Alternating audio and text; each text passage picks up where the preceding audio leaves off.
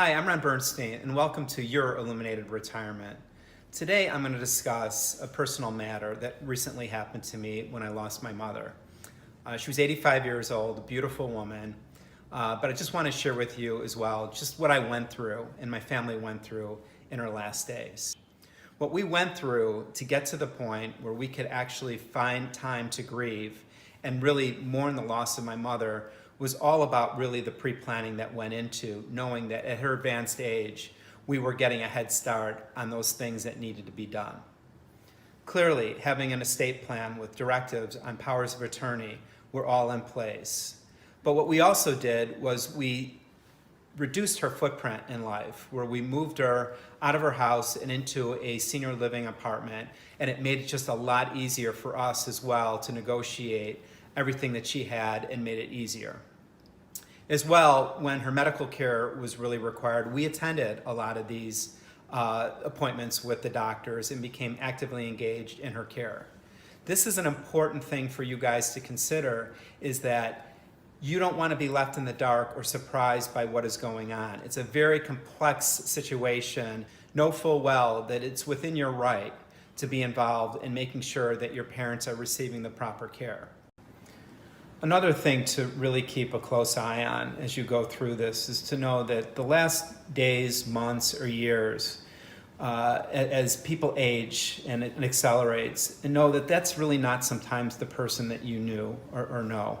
And to understand that you have to look beyond and know the memories and the person who they were all about, because it is a real challenge when you see them at their late stages and are at their worst and they're tired and are ready to move on. And you just need to understand as well that that's not the memories that you're going to carry with you.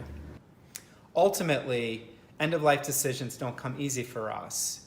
And it really requires a lot of input from not only family members, but also the medical team that is working alongside your mother or father.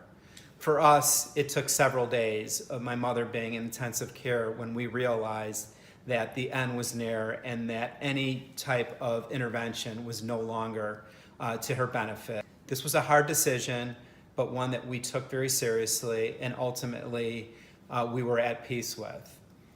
Afterwards, we had actually put together a game plan around how we were going to mourn my mother as far as having a funeral for her and a memorial.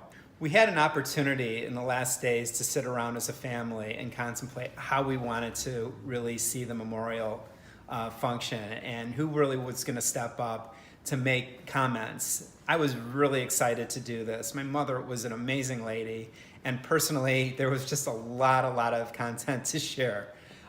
We had a blast with it, and I would tell you, funerals can take many shapes and forms, but no, it is a celebration at the end of the day, and it's one that really should emulate the energy around the person who's deceased, and my mother would have loved it.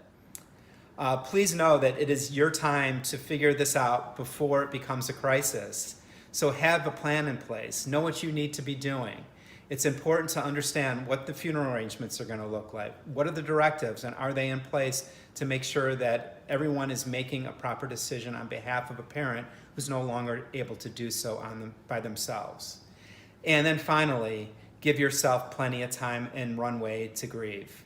It's a tough time, and we know that it is one that's going to require a high degree of support.